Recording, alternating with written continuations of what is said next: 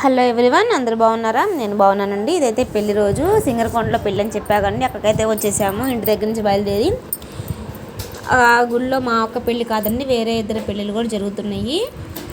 మాకైతే first time గుళ్ళో పెళ్లి జరగడం అనేది ఎలా ఉండేది ఏందని తెలియదు. మాకైతే ఇదే ఫస్ట్ టైం చూస్తున్నాము.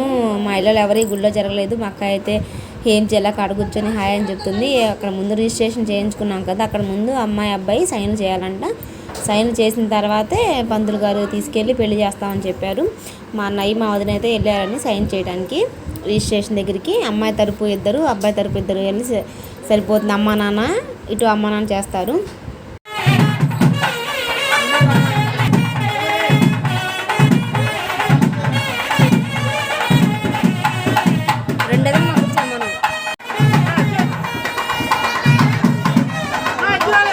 ఏందో ఇక్కడ పంతులు గారు వెరైటీగా చేశారు. ముందు కాలు తొక్కిచ్చిన తర్వాత అడ్డు తెర పెట్టేసి అప్పుడు జీలకర్ర బెల్లం పెట్టించారు. జీలకర్ర బెల్లం పెట్టిన తర్వాత తాలిబొట్టుకి పూజ చేపిస్తున్నారు.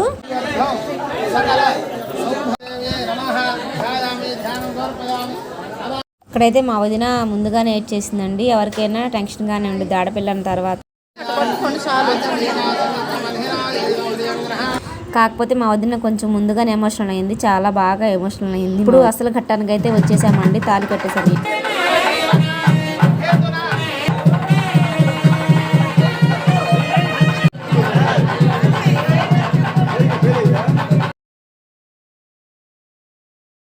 ప్రతి ఒక్క ఆడపిల్ల జీవితం అనేది పెళ్లితోనే ముడిపడి ఉండిద్ది. అది మర్చిపోలేని మధుర. ఒక పక్క హ్యాపీగా ఉండిద్ది, ఒక పక్క చాలా బాధగా కూడా ఉంది. ఎందుకంటే అందరినీ వదిలేసుకొని వెళ్ళిపోతాం కదా.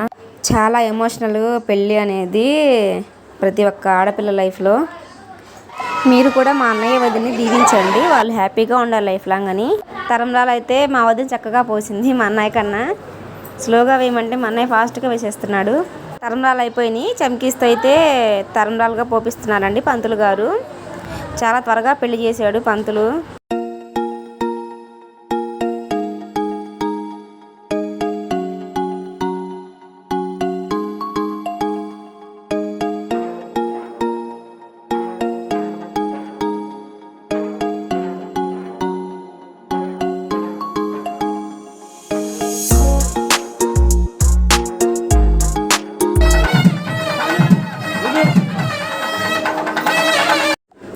ఇక్కడ ఒకరికి ఒకళ్ళు దండలు అయితే మార్చుకుంటున్నారు. తర్వాత వాళ్ళ మేనత్త అయితే వచ్చి మెట్టెలు అయితే పెడుతుంది మా వదినికి.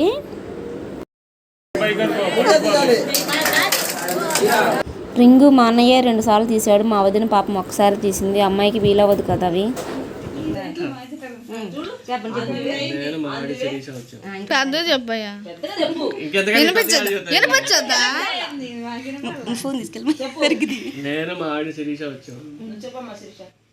నేను మా ఆయన హరీష్ 3 సార్లు చెప్పాలి. 3 సార్లు చెప్పాలి. చెప్పు, 3 సార్లు చెప్పు. నేను మా ఆయన హరీష్ వచ్చాను. సరే అయితే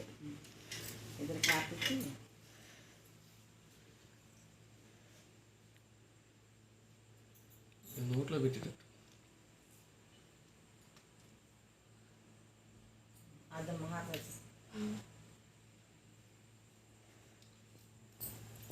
బాబాయ్ కొలిగేట్ కాడ ఉన్నాడంట.